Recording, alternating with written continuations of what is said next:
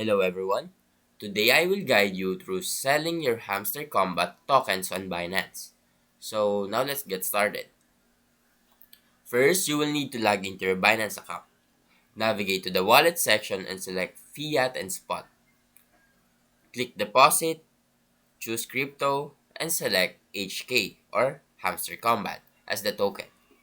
Copy the deposit address and transfer your HK tokens from your external wallet to this address. Now, once the tokens are deposited, go to the trade section and select Classic or Advanced Trading View.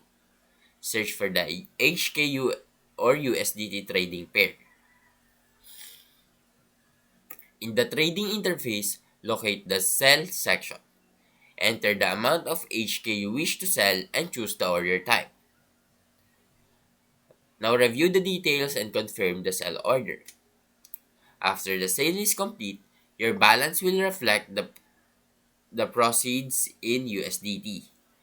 Now to withdraw, navigate to the wallet section, select fiat and spot, and click withdraw.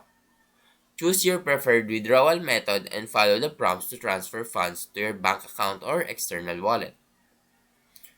And that is how you sell Hamster Combat tokens on Binance. Now if you found this video helpful, please leave a like and subscribe.